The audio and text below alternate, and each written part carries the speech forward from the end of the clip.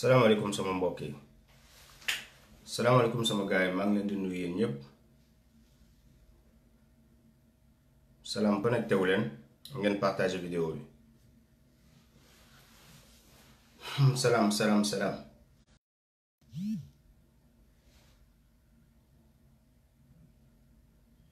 salaamaaleykum mbokk yi donc connecté wu leen pour ñu soogay xam page bi abonné wu leen ñu génn wax ak yéen partagé leen vidéo bi bu baax ba sénégalais yépp mën nga jot s'il vous plaît voilà partagé leen vidéo bi bu baax a baax ñu wax ak sénégalais heure bi day mel ni mu ngi bëgg a jot heure révolution bu ñu leen yàgg wax mu ngi commencé jot donc partagé leen vidéo bi gaaw ñu commencé wax voilà partagé leen bu baax partagé leen ko comme ni ngeen partagé vidéo keroog bi rek kontaan naa ci yéen torop gis naa ni yéen a ngi di jàpp ci combat bi te noonu lañu war a def pour ñu mën a gagner voilà donc mën ngeen ko gën a partagé man mi ngeen may ma quelques secondes rek ma partagé ko bu baax balaa ñuy tàmbali waxtaan bi salaam maa ngi leen di nuyu de yéen ñëpp maa ngi leen di nuyu bu baax voilà donc ñu partagé ko 2 minutes rek ñu commencé très bien baal leen ma de ci téléphone bi laa koy partagé ni partagé leen ko bu baax a baax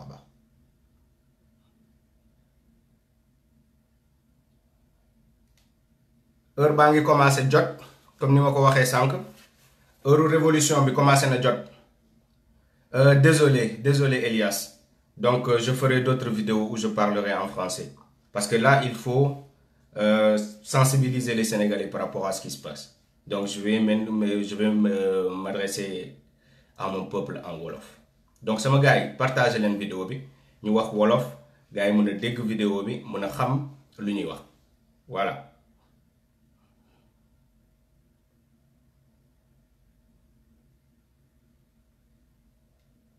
Très bien. Donc Macky Sall jàpp na Abdou Karim Gueye mu ngi caserne Samba Diéry Diallo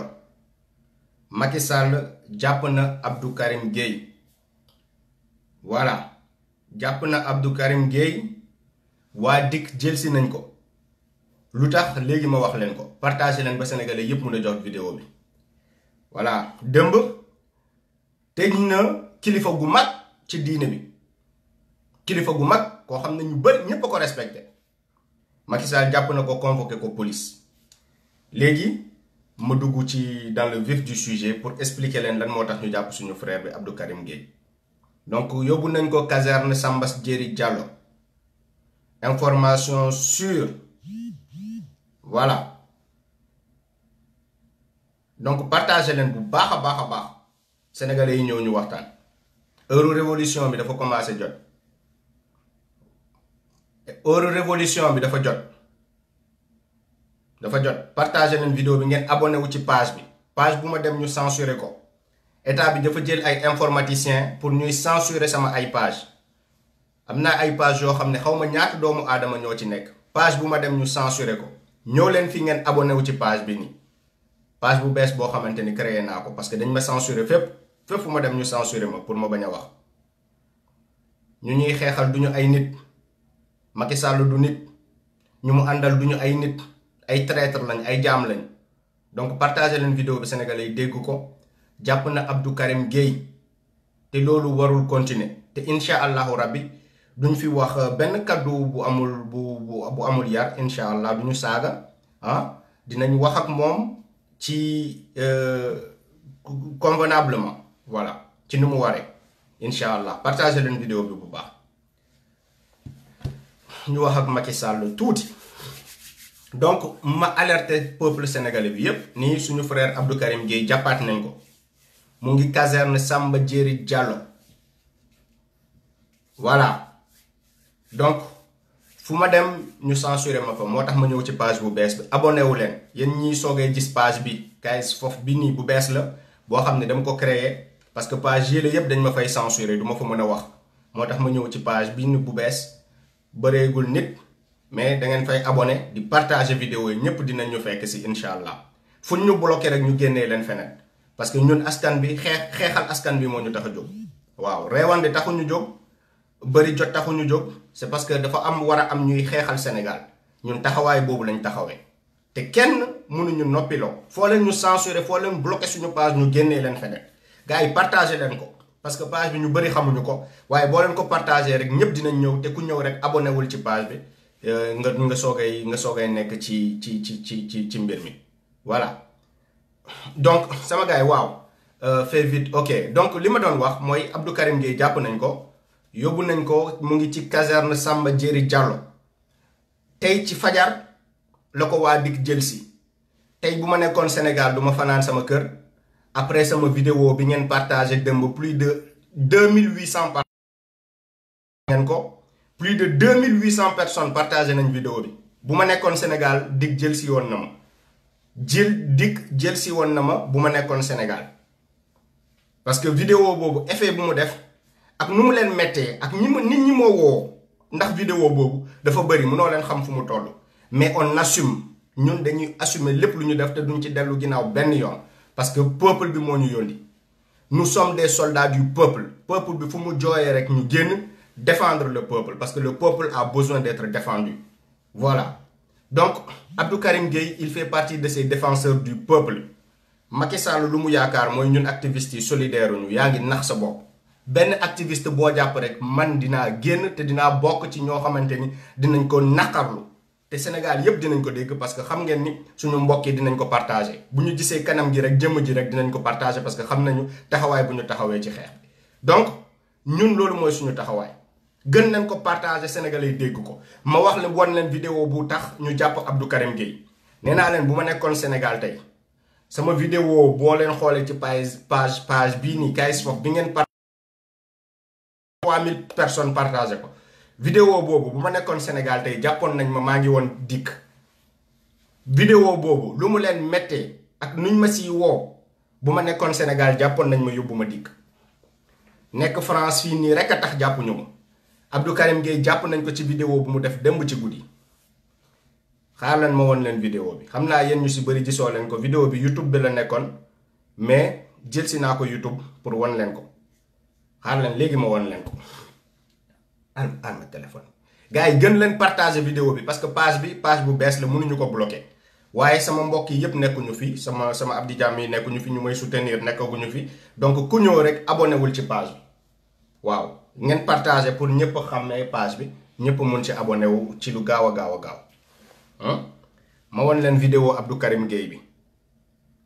Macky Sall mënoo ñu noppiloo ñun dañoo solidaire en tant que activiste bépp activiste boo jàpp Sénégal man dinaa génn te adduna bi dinañ ko yëg ñépp dinañ ko yëg yow xam nga ma bu baax loolu moo tax ngay censurer sama ay page parce que xam nga ni doole bu ñu àndal foog nga jéem ko maîtriser moo tax fu ñu dem nga censurer ñu fa voilà gars yi partagé leen maa ngi gis partage yi maa ngi leen ciy sant di leen gërëm comme ni ma leen ko waxee keroog rek yéenay tax combat bi egg fuñ ko bëgg a yóbbu grâce à vous les dignes fils du Sénégal parce que vous soutenez ce combat même bu fekkee nekkoo leen au devant de la scène vous faites un travail boo xamante ni dañ ko war a saluer matin et soir parce que c'est grâce à vous que ce combat continue ma war leen vidéo Abdou Karim Gueye bi Abdou Karim Gueye démb lii la wax déglu leen ko bu baax. Sénégalais pour ñu dégg mu baax ci li may wax nii quoi lii gàcce la lii saaga la ci bépp daal lii c'est-à-dire man dama xamul léegi lan moo ci desati quoi imam yi ñi ngeen di convoqué leen tëj imam bi nga xamante ni moo dëkk fii keroog jëppal du moins fii Dakar dañ ko jàpp tëj ko ci gir bi la ko mag yooyu abonné wu leen ci page ñetti kër yi ñu boole la ay famille ñëw di julli ci biir gir bi lañ ko dugal imam bu am 75 ans moo 14 19 ay nit yu doon julli ay waa këram ñu tëj leen ci kaso bi commissaire bi di jaay ngóoru quoi pour moom loolu ngóoru la xam ne tax ñu yokkal grade xaw ma ñu jóge si loolu encore ngeen gis ñu tey ñu yàlla ragal alkaati ragal Macky Sall mi nga xamante ni ñoom suñu njiiti dañuy màndi dañuy am ay gel ay formation lañ nga xam ni fépp la ko ak presse média àdduna bi ñëpp lañ koy wax ay formation lañ gëmuñu dara di la waxee waxu institution constitution xam respecté wuñu ko te ñun jullit yi l'islam bi jaraluñu dara Sénégal nag yéen da ngeen yaakaar ni yàlla mu ngeen ko nax mais yàlla mënu leen ko nax l'islam musul yomb boo leen toppee Macky Sall mii ak yi muy def ni ak commissaire yi nga xam ni c'est-à-dire commissaire bi nga xam dafa convoqué xalif bi fan la ko teg bay convoqué xalif bi lan moo tax sax ñoom ñuy nangu sax dem di wuy ay convocation commissaire pour lan ñu koy nangu lu tax ñu koy nangu parce que du dëgg du yoon ñuy dem xalif bi parce que dafa julli àjjuma ñu convoqué imam bi moom mu ànd ak moom di dem commissaire bi di ko convoqué la ko teg fan la ko teg commissaire moo waroon déplacé wu tàmbatoon dem ba ci xalif bi wax ak moom ci kaw julli bu fekkoon xalif dafa am leneen lu ñu def sax loo xam dañ leen infraction mais julli ci kaw julli ngeen taxaw di seetaan Macky Sall mu def lu ko neex te ñoom ñoo ko tey te ils sont au courant lu tax convoqué wuñu waa Touba ba léegi ñu ngi julli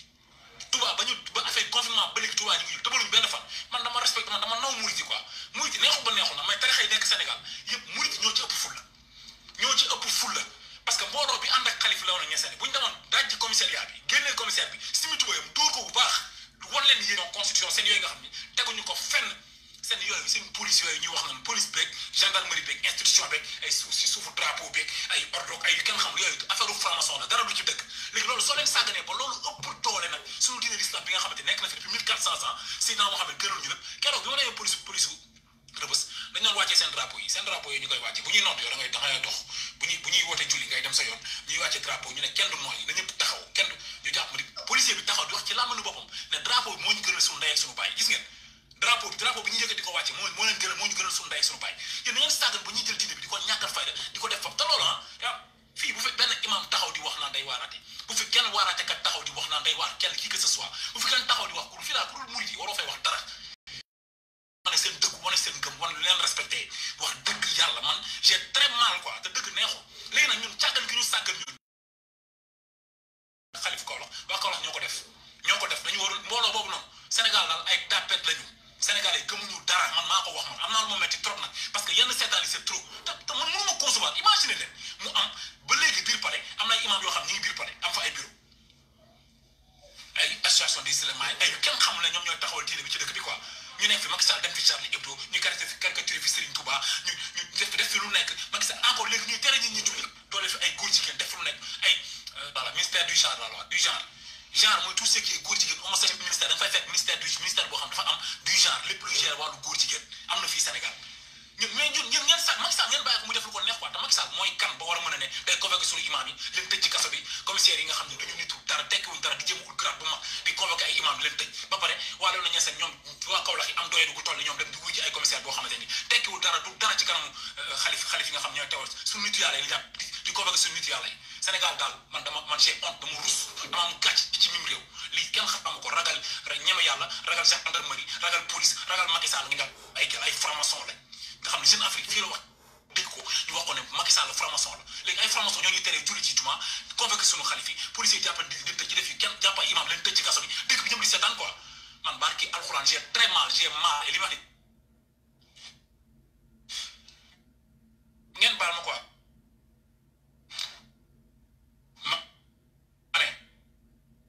xalif bi quoi nga dem convoqué nañ dem convoqué xalif Touba bu ngeen fa duggee di ngeen mokk rumbax ni digga dege dañuy yabaate c'est que dañuy yabaate quoi dañuy yabaate te li la gën a grave mooy moo tax man lu gën naa naw murid yi am nañ fulla am nañ fayda kenn du foowee seen sëriñ ñoom kenn du foowee seen sëriñ ñu nekk fi di seetaan am na ñoo xam ne man vraiment Sénégal daal man xamuma li réew lan la quoi kenn léegi nag toog leen di seetaan Macky Sall rek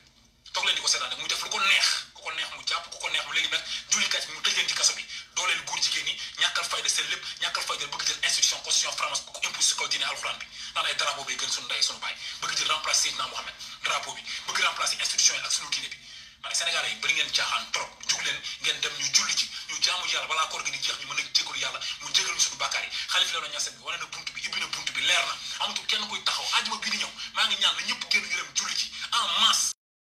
man de maa ngi koy jëmalu jënti ba bu ànd ak man képp koo xam ne ànd man ngay imam parce que man li ma metti mooy du ma imam du ma bilaal du ma noddukat loolu moo ma metti sama biir xol du ma damay ñaan man maa ngi joxe sama numéro man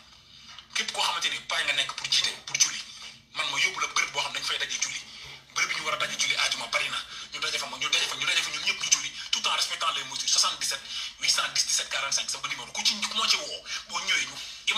imam laa soxla ak mbooloo bëgg julli ñu ànd ñun ñëpp ñu dem julli par force ci lii boo xam dañuy tere ko julli fa ñu julli mbooloo comme ñëpp def julli wala ni l'islam bi kenn mënu ko xeex Macky Sall bu nitul dara kon warul taxaw di convoquer suñu imam yi di convoquer suñu xalif di convoquer xalifu Niassène xalifu Léona Niassène bi ñëpp di ko seetaan c'est honteux quoi c'est que ndox ñu dem di ko wuy ci convocation commissaire bi di joxe ay convocation ñu koy wuy ji commissariat bi ngeen waroon dajji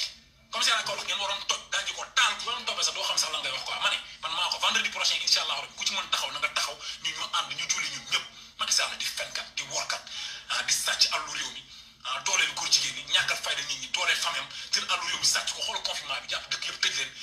ni ñuy def ci affaire confinement bi rek dañuy gis benn paa boo xamante ni day dund am 94 ans ñu ne Covid 19 bee ko rey ñu naan corona bee ko rey di fen naan corona bee ko rey ku am 94 ans 94 ans nga ni corona bee ko rey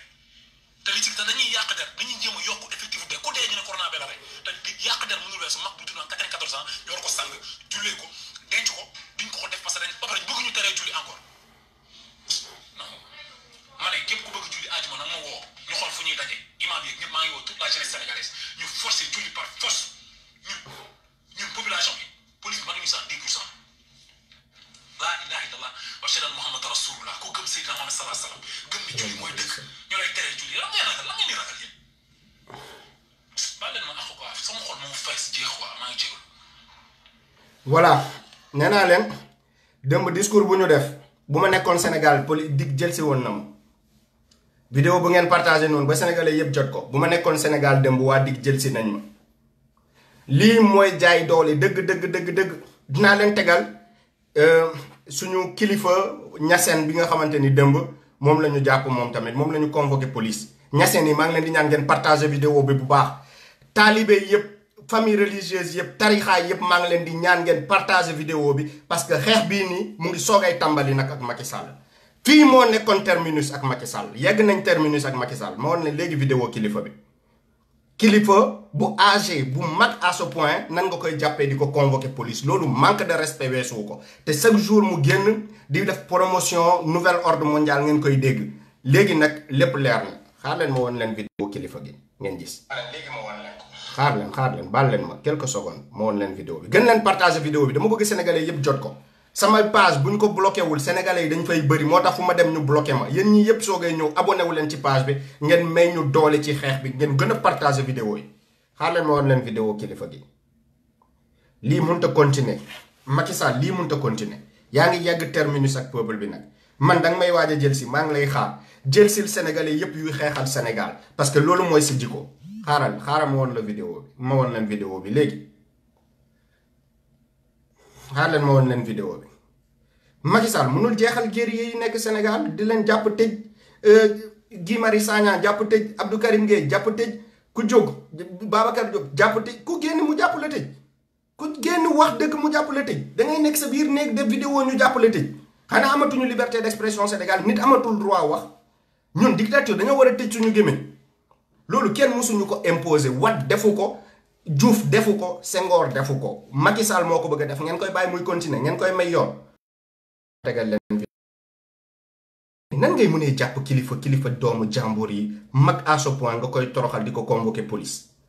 waaye waa Touba comme Abdou Karim Gueye nu mu ko waxee fulla ak fayda la ñu am kenn du dem Touba nga ne danga fay jàpp ay kilifa di ko yóbbu boo fa demee ay kuura la fay génne mais voilà gars yi yéenay permettre Macky Sall mu am fit bi mu am sañ-sañ bi ñun ñoo koy may sañ-sañ bi ah je vous dis la vérité kenn du dem Touba nga ne danga fay dem jëli xalifa danga fay dañoo dof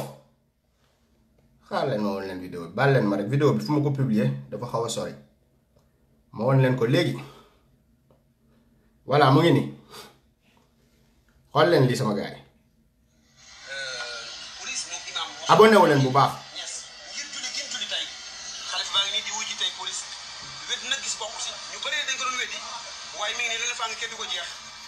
police centrale moo convoqué le khalife général de Léona Niassène yéen ñëpp yéen a koy gis noonu s'il vous plaît ngeen partagé tout le monde yéen ñëpp di ngeen koy ñaan ngeen partagé ko. xalif général Léona Niassène la ñu convoqué xalif général Léona Niassène lan la def jiite mbooloo boo xam ne julli kese lañ def Macky Sall tijji na suñu aéroport avion yi commencé waat nañ léegi moom lu ko déranger ci mbir mi mooy nit yi julli. dara taxul mu déranger ko lu dul nouvel ordre mondial bu mu nekk di def promotion nouvel ordre mondial ñun ay jullit lañ ñun nouvel ordre mondial bokkuñu ci bu dee yëfu satan moo la tax a jóg nga dem ci tubaab ya nga dem defi fa sa yëfu satan ñun diine lañu xam suñuy tarixa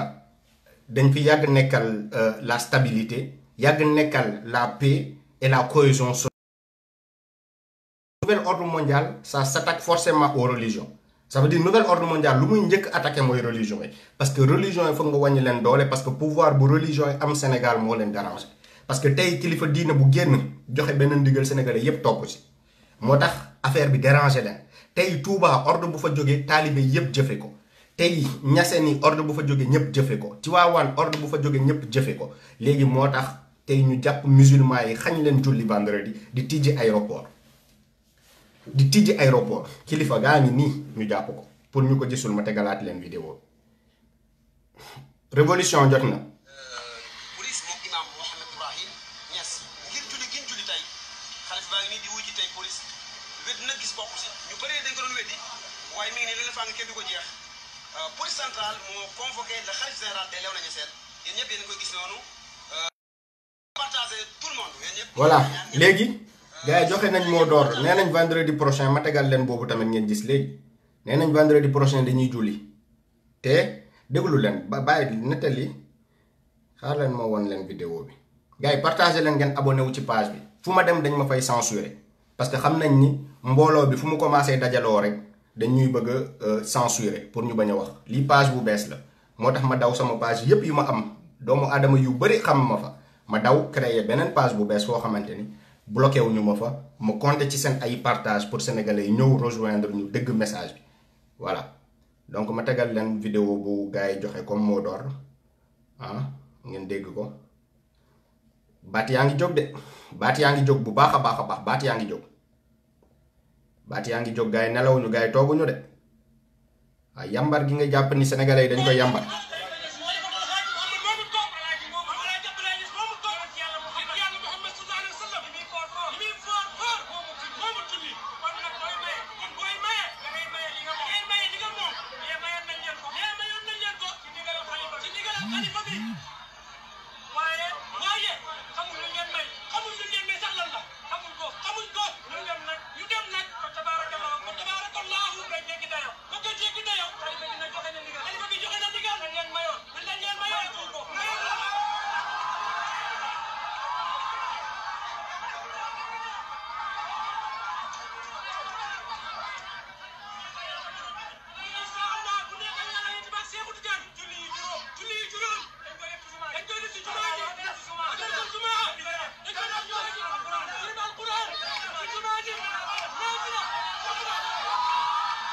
très bien merci beaucoup sëñ bi kontaan nañ ci courage bi ngeen àndal ak taxawaay bi ngeen taxaw lii lañ yàgg xaar ci kilifa diine yi ma tegal leen benn vidéo boo xam ne sama frère dafa wax bu am solo bu am solo tamit ngeen dégg ko déglu leen tey moom révolution Macky Sall engagé na ko te dina ko rëccu waaw vidéo bi lañ ko noppiloo donc li ma leen doon wax début discours bi mooy Abdou Karim Gueye jàpp nañ ko mu ngi caserne Samba Diéry Diallo heure révolution bi nag jot na te révolution bi fii lay jógee incha allahu rabbi jàppoon nañ Guy Marius Sagna kenn gisul dara waaye Macky Sall ñëpp la laalandoor ci mbir mi dafa laal kilifa diine laal activiste yi laal ñëpp amoon na ay jamono activiste yi la doon songu mooy ñoom Guy Marius Sagna ñoom Abdou Karim Gueye ñoom suñu frère ñoom Leus ñooñu la doon songu ñoom Ange Gardien yoo ñu nekk ci mouvement nitu dëgg di leen sonal di leen toroxal di leen néewal doole pour tas leen fexe nañ envoyé leen ay infiltré pour ñu tas leen loolu yëpp def na ko pour tas activiste yi xamul ni ñun dañoo suude vrai activiste yi mosuñu am problème seen biir parce que xeex bi mooy seen préoccupation xeex bi la ñu bokk on n'a pas besoin d'être d'accord ci ay sorties mais xeex bi ñun ñëpp ko bokk en tant que sénégalais donc loolu mënoo ñu ci diviser. donc loolu noonu yëpp def na ko actuellement Abdou Karim Gueye jàpp na ko yóbbu na ko caserne Samba Diéry Diallo waa dikk la ko envoyé tey ci fajar pour ñu jël si ko discours bu mu def nag tegaloon naa leen ko boo leen bëggee ma tegalaat leen pour yéen ñiy soogay ñëw ngeen gën ko mën a partager donc ma tegal leen ci tuuti rek ngeen dégg te lu mu wax yëpp dëgg la dara duñ ko ci dégg.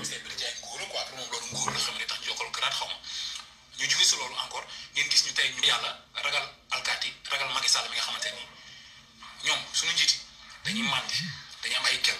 ay formation lañ nga xam ni fépp la ko ak presque média àdduna bi ñëpp. mais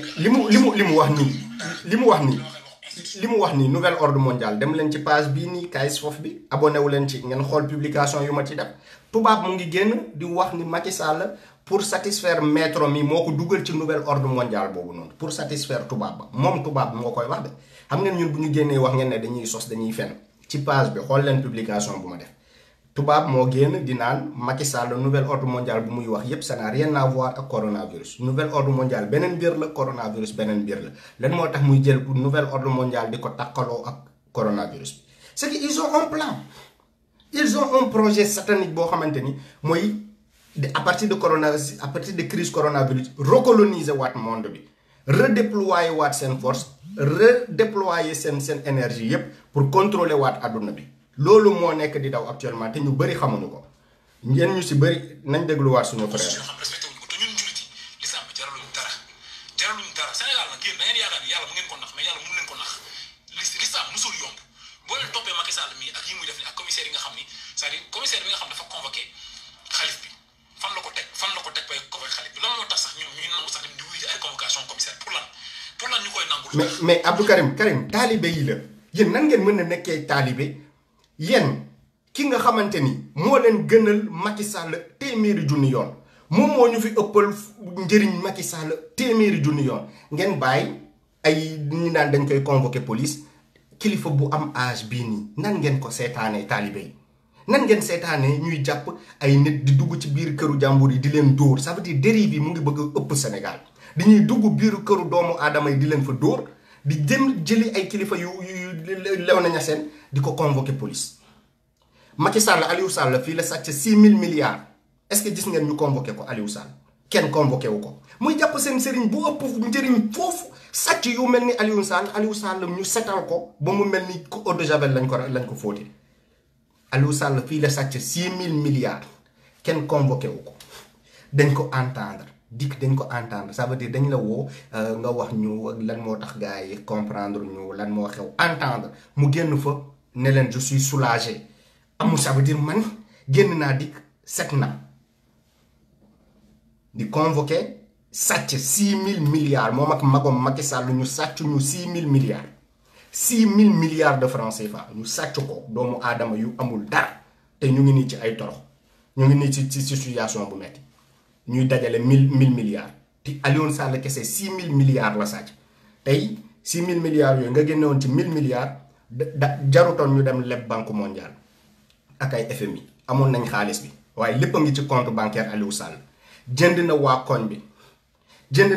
bi yépp agresseurs yi yeeg ñépp ñu ko waroon tiital ci koñ bi pour mu bañ a nekk ci jàmm jënd na leen yëfu Pablo Escobar la nekk di def jënd waa koñ bi yépp di distribuer xaalis ay billets 10 000 fii ay billets 10 000 yu mu baatare di ko jox nit ñi waa koñ yi pour fu mu génn rek nit ñi daw si ñëw défendre ko jënd na waa koñ bi yépp ak seen xaalis yéen 6000 milliards nit sàcc ko ngeen nangu mu jënd leen yéen waa koñ bi Aliou Sall ngeen koy gis mu bokk koñ ak yéen ngeen koy gis chaque jour muy jaay guerrier di dawal oto yu gën a tooy te seen xaalis la jar seen xaalis la mais Aliou Sall kenn tiitu kenn kiiwul lu ñuy def Guy Marius Sagna di ko def Abdou Karim Gueye est-ce que def nañ ko Aliou Sall Abdou Karim Gueye daf ñu sàcc 6000 milliards Abdou Karim Gueye sàccu ñu dara Abdou Karim Gueye xeexal askan bi la fi nekk est-ce que Guy Marius Sagna dafa sàcc suñu xaalis lan moo tax ñu jàpp Guy Marius Sagna tëj ko pendant plus de 2 mois est-ce que ak Guy Marius Sagna dafa am lu mu ñu sàcc yéen ngeen di bàyyi vrai sàcc yi Macky Sall di leen jàpp di leen bàyyi ñooñu di continuer sàcc ba pare mu leen di dugal ci ay yeneen mbiru xaalis bi mu leen ciy dugalaat ngeen koy gis ba pare muy jël suñu kilifa diine yi jàpp leen yóbbu leen police ngeen koy seetaan ñun sama Sénégal sama gars yi man xaw ma finalement ñun lan lañ bëgg mais dañuy waxante dëgg dañuy wax ay borom xel la ñuy waxal mais xool leen li ma leen di wax yëpp ndax dëgg la wala fen la wala sos la 6000 milliards Aliou Sall kese sàcc ko 6000 milliards ba tey ba suba Macky Sall setal na ko musul tëdd prison benn jour 6000 milliards jàpp ñoom Abdou Karim Gueye matin midi soir di leen piqûre ci ay prison ba ñuy feebar ñu leen di yóbbu Allemagne di leen empoisonné ci biir prison bi di leen lekkloo ay poison pour ñu dee. ni ñu reyee Blondin Diop noonu lañ bëggee rey Abdou Karim Gueye noonu lañ bëggee rey ñoom Guy Marius Sagna ñu ngi leen di fexeel bu yeboo ngeen moytu sama gars yi. ni ñu reyee Blondin Diop noonu lañ leen bëgg a reyee Abdou Karim Gueye noonu lañ la bëgg a reyee Guy Marius Sagna noonu lañ la bëgg a reyee Ousmane Sonko noonu lañ la bëgg a reyee. képp ku génn di xeexal Sénégal ñu bëgg la rey chaque jour ñu menacé ma de mort ñu ne dañ may rey loolu yëpp pour lan parce que Sénégal la ñuy xeexal ku génn xeexal Sénégal ñu ne dañ lay rey pour lan ngeen may rey est-ce que du ñu ñoo bokk Sénégal kuy xeexal Sénégal est-ce que dafa war a nekk ennemi état bi bu fekkee état bi sénégalais yi la fi nekkal est-ce que ñun dañoo war a nekk ennemi état bi parce que ñun ñëpp la même chose lañ bëgg Sénégal avancé lan moo tax ñu ñuy bëgg a rey chaque jour ñu bëgg ñu rey chaque jour ñu menacé ñu suñu téléphone di sonné ñu ñuy intimider matin midi soir loolu taxul ñu bàyyi. donc Abdou Karim Gueye fu mu nekk sama gars yi da ngeen ko fa war a dem jëlee le plus rapidement possible taalibe Niassène yeeg yéen la doon défendre Léona Niassène yéen la doon défendre ci vidéo bi dégg ngeen ko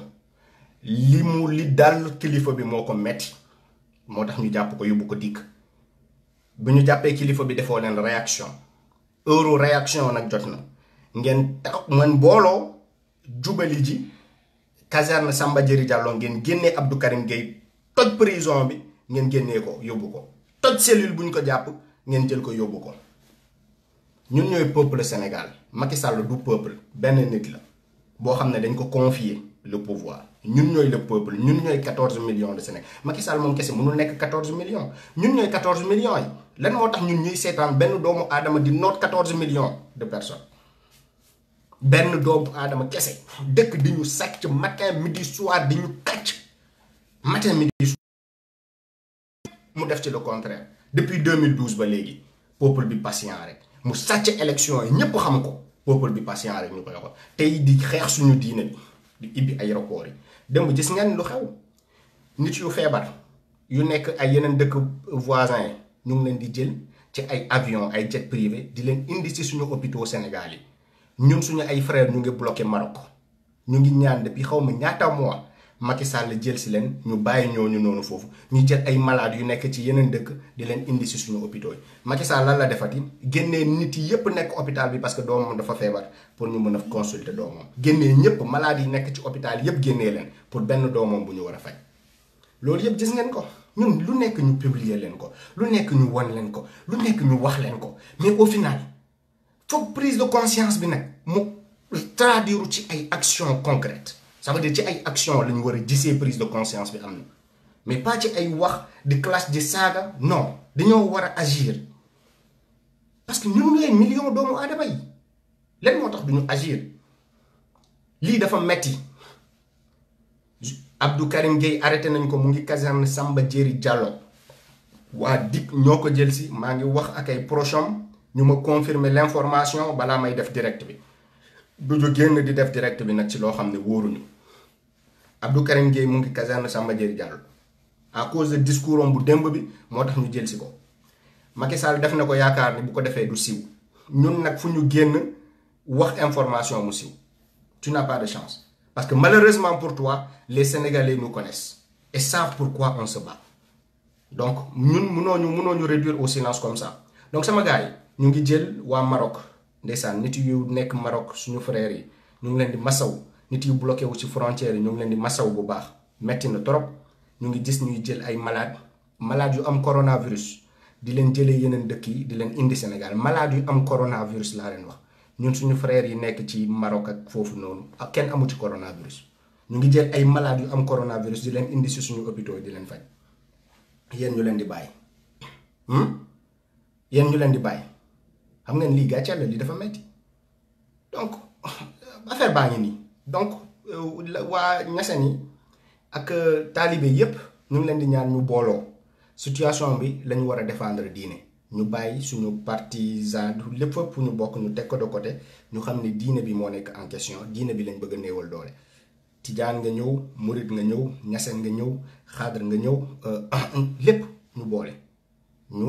xeex ensemble parce que xam ne diine bi buñ ko néewalee doole rek tarixa yooyu noonu yëpp dañuy suufe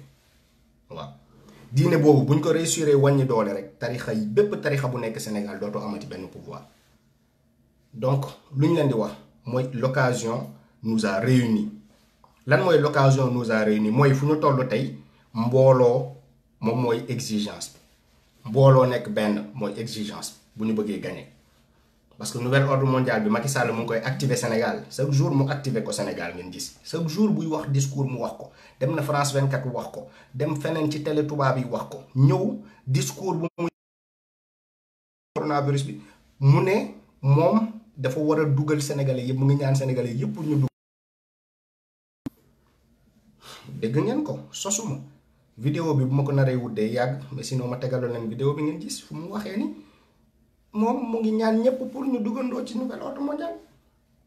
dëkk boo xam ne 95% de musulmans ngay am sañ-sañ dafa tudd ay nouvel ordre mondial te ñëpp xam lan mooy nouvel ordre mondial.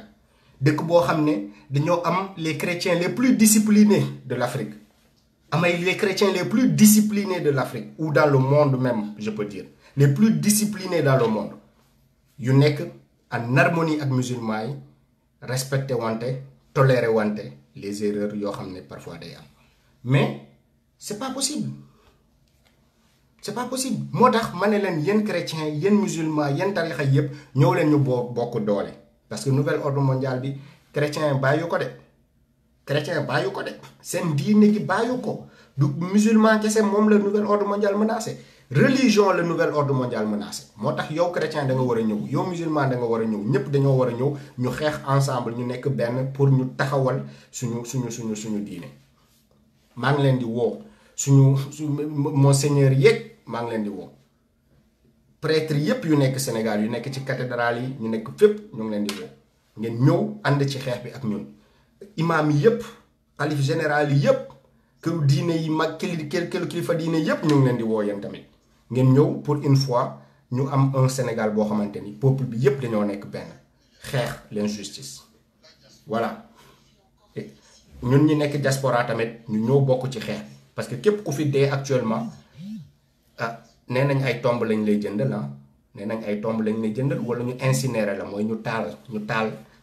la dugal la ci ay four ñu taal la ba nga jeex loolu lañ ñu préparé donc xeex bi léegi bàyyatul kenn yow diaspora yow chrétien yow musulman yow taalibe yow ku gëmul ñun ñëpp ñoo war a ànd xeex voilà parce que ku gëmul sax nouvel ordre mondial dina naxasal lépp luy suñu culture africaine lépp luy suñu culture vous comprenez nouvel ordre mondial dina attaquer suñu culture déglu leen fu muy waxee nouvel ordre mondial ma tegal leen gën leen partager vidéo bi ça veut dire bu ñuy jéem a signaler ak kii yooyu yokk leen partage bi ngir yàlla ak yonent bi bu ñuy yokk di signaler di def seen yëfu saay-saay yooyu noonu ñu tàmm def partager waat leen page bi mënuñu ko bloquer page bi sans sécuriser naa page bi bii yoon ay informaticiens ñoo ma ko tijjee partager leen vidéo bi sénégalais yëpp jot ko ma tegal leen fu muy waxee nouvel ordre mondial ngeen dégg ko déglu leen. dañuy naan xale yi dañuy socc ñii dañuy. Alors il est temps de repenser l'ordre des priorités. Il est temps de travailler ensemble à l'avènement d'un nouvel ordre mondial, à l'avènement d'un nouvel ordre mondial, à l'avènement d'un nouvel ordre mondial qui met l'humain et l'humanité. gis ngeen lu mu def à l'avènement d'un nouvel ordre mondial mooy pyramide bu ñuy wax chaque jour nouvel ordre mondial à l'avènement d'un nouvel ordre mondial muy def signe pyramide bi mooy seen signe franc-maçon yi mu def ko yéen ñëpp ngeen gis ko rëccul kenn yéen sénégalais yëpp ngeen teg ci seen bët parce que télé la jaar fépp la jaar mu ne à l'avènement d'un nouvel ordre mondial ngeen gis pyramide bi mu signé ko def ko loxo pyramide mu feeñ mu génn télé ngeen di naan ñii dañuy fen dañuy sos théorie du complot théorie de xawma lan théorie du complot la te seen président di ko def ñëpp di ko gis ñun ñooy théorie du complot wala moom moo nekk ci complot bi léegi dama bëgg ngeen wax ma ñun ñooy théorie du complot wala moom moo nekk ci complot bi moom mi di wax nouvel ordre mondial di def signe bi mais les Sénégalais rien ne peut être plus évident que ça évidence mënul weesu lii Abdou Karim Gueye voilà nga xool très bien ma tegal la ko nga xool parce que gars yi ñu bëri gisuñu. Alors il est temps de repenser l'ordre des priorités. Il est temps de travailler ensemble à l'avènement d'un nouvel ordre mondial. gis ngeen loxo bi xool leen loxo bi xool leen loxo bi gis ngeen loxo bi très bien léegi xanaa leer na voilà donc man envoyé leen ma police envoyé leen ma Interpol FBI envoyé leen ma xawma lu existe ci àdduna bi pour ñu jël si ma ñu nekk nañ les martyrs pour notre peuple bi dafa soxla ñoo xamante ni dañuy nekk ci kanam ñu porter xeex bi ñun décider nañu nekk ci kanam di porter le combat du peuple du tey donc envoyé leen ma Interpol FBI ak lépp lu am ci àdduna bi pour ñu ñëw jël si ma amul problème parce que kuy xeexal Sénégal da ngay nekk seen noonu parce que ñoom bugguñu Sénégal kuy xeexal Sénégal da ngay nekk noonu Macky Sall da ngay nekk noonu ministre yeeg di fen askan bi matin midi soir di ñu wax ay test yoo xamante ni président tanzanien bi génn na ne leen test yi dara baaxu ci. OMS moo leen may test bi organisation mondiale satanique mais organisation mondiale de la santé lañ koy tudde OMS moo mayee test yi yëpp yu ñu utiliser Sénégal OMS moo ko mayee ma jox leen information pour yéen ñi ko xamul OMS moo mayee test yi yëpp yu ñu utiliser Sénégal test yooyu noonu yëpp OMS mayee c'est soit ñaari affaire moo ci am c'est des tests déjà infectés parce que Canada def nañ ay recherche trouvé ni test yu bëri dañoo infecté déjà soit c'est des tests yoo xamante ni dañ lay rendre positif te positifo maa leen jox ñaari c'est des tests déjà contaminés et des tests yoo xamante ni day joxe résultat ci ay nit ñoo xamante ni amuñu coronavirus chaque jour gën leen partager vidéo bi sama gars yi xam naa partager ngeen ko de mais gën leen ko yokk waaw parce que fu ñu dem fu ñu bloqué wul rek ay milliers de doomu aadama ñooy connecté di ñu seetaan ñoom xam nañ ko. xam nañ ni buñ ma bloqué wul ci sama page yi ay milliers de doomu aadama ñooy ñëw di ma seetaan moo tax chaque jour ñu bloqué ma fu ma dem créer page ñu bloqué ma censurer page bi bloqué ko parce que milliers doomu aadama yi dañuy bañ ñuy déglu sama wax parce que day yeete. donc ñaari test moo am président Tanzanie bi def na discours boo leen bëggee ma génneel leen discours bi pour ñuy naan théorie du complot tamit mun naa leen génneel discours bi génneel ma discours président Tanzanie bi s'il te plaît. mu ngi ci sama page Lansana le messager du métro mu ngi ci sama page bi Lansana le messager du métro tamit censuré nañ ko bu ma fa defee direct ay 100 personnes ñooy gis direct bi bloqué ko fu ma dem ñu bloqué ma mais garaawul xaaral leen ñu utal leen vidéo bi léegi ma tegal leen président Tanzanie bi nee na test yi nga xamante ni OMS moo ko joxe test yooyu moom testé na ko ci ay mala ay animaux testé na ko ci ay mala test bi positif ne mala yooyu dañoo am coronavirus dem leen tapé ko Google ngeen tapé ko YouTube wala ngeen dem ci sama page Lansana le messager du métro vidéo baa ngi fa fu mu koy waxee nee na test bi testé na ko ci ay plante test bi positif ne garab yooyu dañoo am coronavirus ñuy jàpp ay nit di leen forcer dugg biir kër yi dem jël ci ay nit duggal leen quarantaine pour gonfler ay chiffres pour di emprunter xaalis ci suñu tur Aliou Sall sàcc suñu 6 000 milliards demoo leen ko récupérer ci Aliou Sall ngeen ñuy endetté encore plus Aliou Sall sàcc ci malheureusement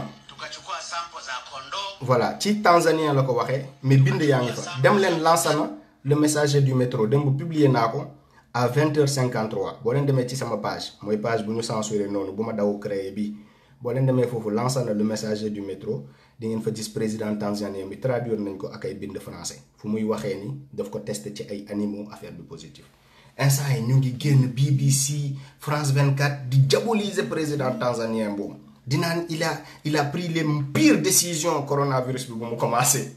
gis ngeen booy wax affaire di révéler seen ay complot rek dañuy jël seen média mensonge yooyu noonu di la xeex France 24 BBC TV5 ñoom ñëpp léegi ci président tanzanien bi lañ nekk.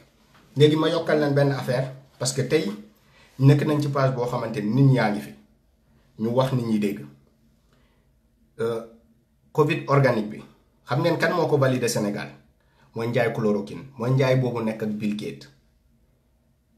déglu leen gën leen partager vidéo bi Sénégal ëpp nañ nombre de 1000 et quelques bu ñu nekk nii Sénégal ay millions de doomu aadama ñoo nekk ci Facebook bi dugal leen inondé leen groupe Facebook yëpp gars yi ñoo déglu parce que lii day sauver des vies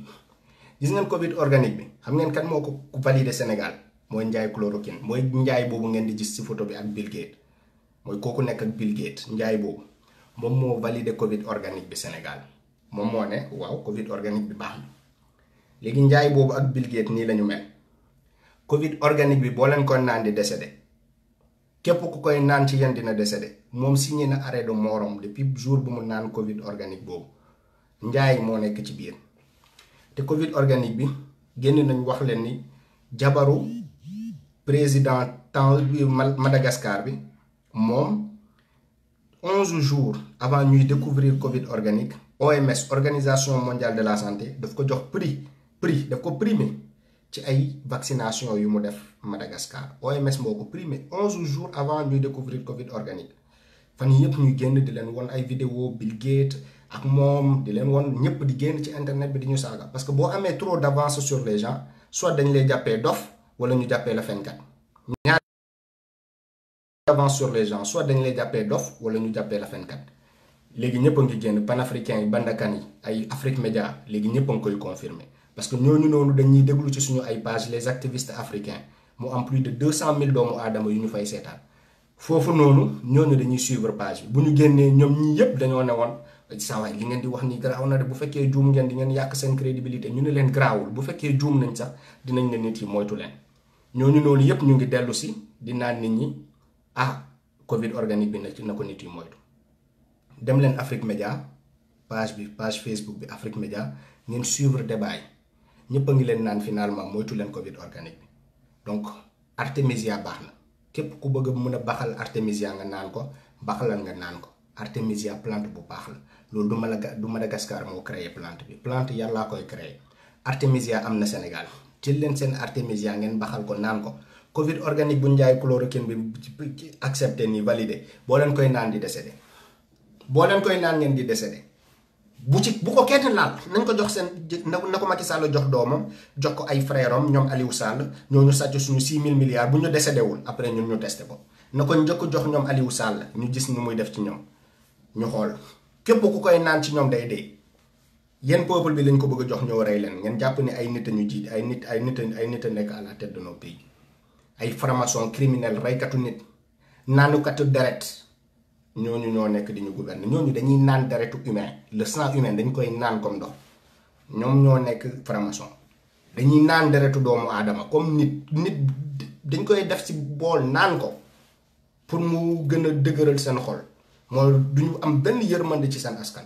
xam nga ñun ñi di wax ak yéen c'est parce que yërmande moo ëpp ci ñun moo tax ñuy jël risque yëpp pour suñu peuple mais ñoom yërmande boobu dafa dee dañoo naan du sang humain vous comprenez voilà donc sama gars yi la chose est très très très inquiétante ñun nag duñu génn wax luy neex ay nit dinañ wax parfois ñëpp saaga ñu mais boo leen demee ba ci biir di ngeen gis ne balaa ñuy saaga nañu jël le soin de vérifier ce qu'il dit d'abord te képp ku vérifier day ñëw naan ok je ne savais pas pardon saaga woon naa la ci direct bi parce que bi nga doon wax gëstuwuma donc jël leen seen temps ngeen vérifier les informations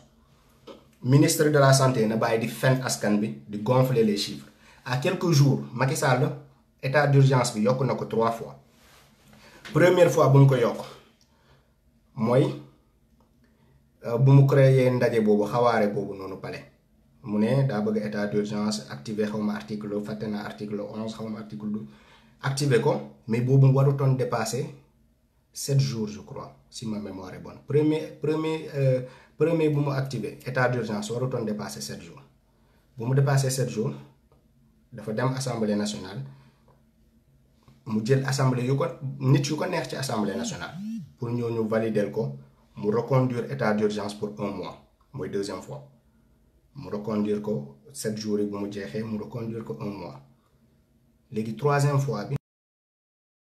argument yi c'était mu gonfler nombre de nit yu dee ak nombre de nit yu am coronavirus loolu la def yokk test yi parce que test yi baaxul plus nga koy yokk plus ngay am ay cas mu yokk nombre de tests gars yi gis ni finalement Sénégal mu ngi 1000 et quelques cas nga xamante ni ñu ngi nekkoon ay 200 cas di ñu wax plus de 100 guéris plus de xawma lan gars yi di compter ñaata nit kon ñoo war a feebar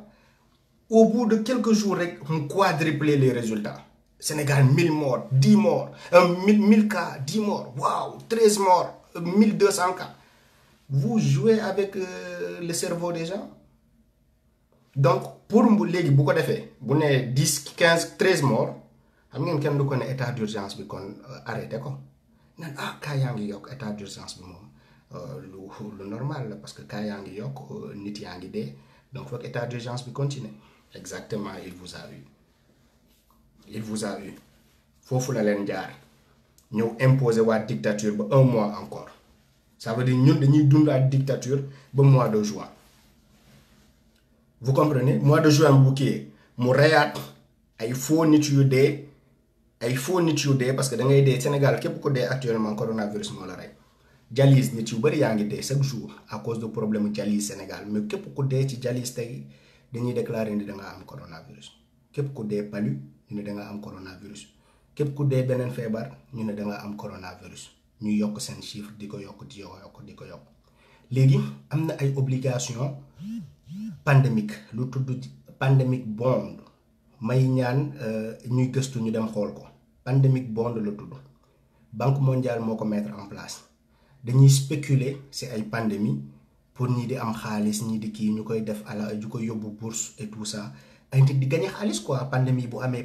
amul bu amee tel nombre de morts di nga touché lii bu amul nombre de morts yooyu doo touché lii foog pandémie bi nga bàyyi ko mu dugg frontière dëkk voisin pour nga am lii ça veut dire yooyu noonu yëpp dafa nekk ci pandemic bond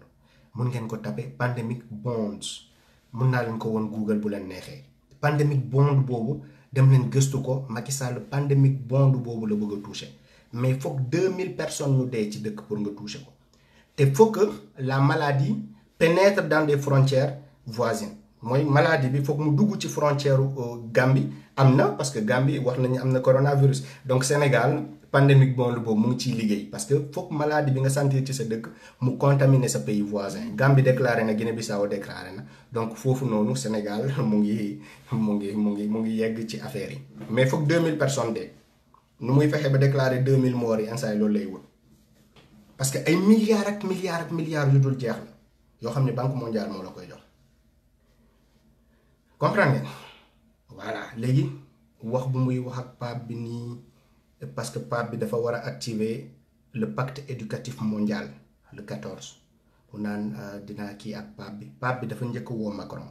boo leen xool ci YouTube appel téléphonique le moo jiitu Macky Sall ak Pape ça veut dire dafa jaar ci Macron ne ko am naa pion bu nekk fële moom tamit demal waxtaan ak moom d'accord na ba pare ça veut dire boo leen tapé léegi Google YouTube ngeen tapé appel téléphonique Macron Pape di ngeen ko gis quelques jours avant Macky Sall di wax waxu Pape léegi Macky Sall ci loolu la profité waxaale ak Pape pour nouvel ordre mondial boo xamante ni Pape bi nee na dina ko activer à partir du 14 mai le pacte éducatif mondial boobu tamit gëstukat yi mën nañ ko dem vérifier léegi ñun nag lu tax suñu affaire neexul pouvoir bi mooy lu ñuy jiiñ fenkat yooyu noonu yëpp booy wax ak ay doomu aadama nga jox leen source yëpp looy wax xam nga loolu bu boobaa ku la traité de fenkat kooku daa bëgg saaga rek di bëgg tooñ di bëgg distraire nit ñi rek mais boo joxee toutes les sources pour que nit ñi sax dem xoolal seen bopp ñu gisal seen bopp mais loolu du sama wax kon loolu lu wax la boo xam ne mënuma ko créer. Où sont les documents? Vous voulez les voir? Allez les chercher. Je vous ai donné des sources précises, des références bibliographiques précises pour ngeen dem xool ko. Des sources précises. Nee naa leen dem leen YouTube tapé leen lii dem leen lii tapé leen lii le pacte éducatif mondial dem leen Google ngeen tapé ko Pape ngeen tapé Pape ngeen def pacte éducatif mondial ngeen gis ko. ngeen def appel téléphonique Macron Pape ngeen gis ko ngeen def Macky Sall Pape loolu yëpp c'est inscrit dans un agenda boo xamante ni c'est le nouvel ordre mondial bu ñu bëgg a installer. Vous comprenez? Censurer sama ay page yeeg defar lu la neex foo censurer page ma créé waat beneen page doomu aadama yi toppaat ma fa continuer déglu message censurer leen suñu ay page donc Abdou Karim Gueye jàpp nañ ko moo taxoon mu génnoon Abdou Karim Gueye jàpp nañ ko mu ngi camp Samba Diéry Diallo caserne Samba Diéry Diallo Abdou Karim Gueye mu ngi fa lu tax ñu jàpp ko c'est parce que dafa doon défendre mooy kilifa gi Léona Niassène bu ñu jàpp convoqué ko xam ngeen donc Abdou Karim Gueye nekk koo xamante ni day xeexal diine gi ñëpp xam ko diine gi moom doo ko laal Sénégal ah mu am ay combattants yu défendre diine bi waaw comme yonent bi nu ñu ko santee rek ñuy défendre pas di rey ay nit mais di ko défendre ci seen ay xeex quoi di ko défendre. Donc défendre boobu noonu tax ñu yóbbuwaat ko prison te xamoon ngeen ni la dernière fois bu ñu ko yóbbuwee prison Allemagne la mujjee dem faju ji dama leen di wax rek léegi bu fekkee Sénégal ñun dañoo pare sacrifier suñu ay combattants mun nañ dema ku ñuy xeexal ñu bàyyi ko ñu sacrifier ko mun nañ ko def on peut le faire si nous sommes des traîtres on peut le faire mais bu fekkee duñu ay traîtres ñun duñ ko seetaan la dernière fois bu ñu ko jàppee bu mu génnee faju ji ñëpp yëg nañ ko. lu ñu lay jox ci prison bi da lay rey trahir yëpp Nelson Mandela bu mu nekkee prison lañu raxas cerveau ils l'ont rendu doux à travers les médicaments ak lépp lu ñu ko doon jox mu lekk moo tax Nelson Mandela dafa doon gis ennemi am sax ku ko bëggoon rey mu ne la jéggal naa la fekk lavé nañ bopp bi prison ils l'ont empoisonné du poison bu lay rey mais poison boo xamante ni lépp luy virilité ci yow da koy rey da lay wàññi xadar bi wàññi lépp fu ñu la gis ngay discours di naan waaw pardonnez à tout le monde ton ennemi n'est pas ton ennemi ni nga koy jàppee ça veut dire lépp luy doy nekk guerrier ci yow dañ koy rey ci biir prison bi yaa dañuy yaakaar ne dañuy gis nga dee non sa cerveau bi la ñuy agir ils agissent sur ton cerveau sa cerveau bi la ñuy détruire sa cellules yi nekk ci sa biir bopp la ñuy affaiblir lépp lu doon tax nga tàng dañ koy génnee waaw nga nekk xaar boo génnee fu ñu waxee nga ne àdduna amul solo foo génn ñu waxee ñu ne àdduna amul benn solo bàyyi leen mu sedd fekk yow pare nañ ak sa cerveau bi pare nañ yow ginaar nga après pare nañ ci sa cerveau bi dootoo révolté wu Macky Sall xam na technique yi bàyyi leen rek muy jàpp doomu aadama yi di leen dugal prison ñoo xam ne askan bi moo leen fi tax askan bi moo tax ñuy xeex boo leen bàyyi mu leen di dugal prison ñoom ñëpp ay xaar la leen di mujjee def foo leen gis gars yi toog dootuñu yëngatooti bëggoon na rey Abdou Karim Gueye ñu yóbbu ko Allemagne indiwaat ko jàppaat na ko bàyyi leen ko mu rey ko parce que ñun Sénégal moom bu ñu jàppee kilifa ñu bàyyi lu ku ñu jàpp léegi ñu bàyyi mu sedd parce que Macky Sall mooy yàlla léegi finalement Sénégal moom mooy yàlla quoi ñun yàlla yonent yooyu noonu yëpp fàtte nañ ko jël nañ beneen yàlla bu bees tuddee ko Macky Sall kooku mooy dogal waaw parce que nekk ci kanam di interdire diine bi di gàllankoor jullit yi di gàllankoor ñu gëm ñu am kii mais puisque c'est le Sénégal du laisser aller on laisse aller donc sama gars yi maa ngi leen di sant di leen gërëm yéen ñiy partager vidéo bi yépp yéen ñiy jàpp si suñu combat bi abonné wu leen ci page bi yéen ñiy soogee ñëw ci page bi ñu yóbbu ko léegi 50,000 personnes ñu ci abonné wu léegi ngeen partager ko ñépp ñu abonné wu ci balaa ñu koy censurer ñu wax ci lu ñu fa war a wax ñu censurer waat ko ñu créé waat beneen page ñu censurer tëj suñu compte bi ñu créé waat beneen compte nit ñi fekk si ñu waat foofu parce que tëjoon nañ sama compte bi yéen ñu bëri da ngeen jàpp ni dama leen supprimer ci sama am yi Facebook moo jékki-jékki rek désactiver sama compte bi désactiver defuma dara mu jékki-jékki désactiver sama compte ma perdre plus de 15,000 personnes yu ma doon suivre ci àdduna bi ma créé waat beneen page bu bees bu tudd KS foofu gars yi ne ma lu tax nga supprimer ma ne leen supprimer wu ma leen Facebook moo tëj sama compte parce que xeex bu ñuy xeex ñoom Macky Sall dañuy jël ay informaticiens yoo xamante ni du ñu nelaw matin midi soir si suñu ay compte la ñuy fanaan di bloqué foo kii ñu censuré ko bu leen ko may bu leen lekk sax booy bu ma ci gars yi bu ñu nooy moo tax xeex bi yombul moo tax ñuy compter ci seen ay partage parce que yéen ay suñu doole waaw yéen ay suñu doole fu suñu baat mu yeggoon rek c'est parce que vous ne voulez pas que mu yegg fa defoo leen lu war pour mu yegg fa boo leen defee lu kii rek baat bi dina dem fu nekk donc ñu ngi ciy sant ñëpp kilifa diine yi ñu ngi leen di sant bu baax ñi ñuy woo yëpp di ñu encourager di ñu féliciter ci suuf parce que mënuñu wax ci kaw di gars yi xam nga rek dafa am loo xamante ni ci secret lañ koy lijjante donc ñooñu ñu ngi leen di gërëm di leen sant bu baax a baax di leen ne fu ñu taxaw rek fa la ñuy taxaw kenn du ñu dugal ci ay xeex yoo xam ne du suñu xeex ñun suñu xeex contre corrompu yi la di sàcc suñu ay milliards suñu xeex nekkul contre benn tarixa suñu xeex nekkul contre benn kilifa ci benn këru diine ñun suñu xeex contre ñuy sàcc suñu ay milliards la ñu mel ni ñoom Aliou Sall ñu mel ni ñoom ay 94 milliards ñoom Mamour Diallo ak ay ñuy sàcc ay centaines de milliards léegi mu nekk yëfu góor yëfu jàmbaar di sàcc ay centaines de milliards ñun suñu préoccupation ci ñooñu la nekk donc kenn bañ ñu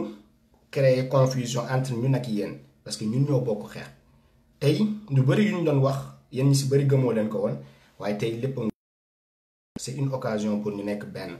xam ngeen ñuy ñëw di diviser yëpp ñu teg leen de côté ñu ànd nekk benn xeex pour le Sénégal parce que seen ñi yëpp loolu lañ doon xeex pour le Sénégal dañoo njëkk a xeex pour l'islam bu ñu xeexee pour l'islam ñu xeex pour le Sénégal kilifa yëpp ci bépp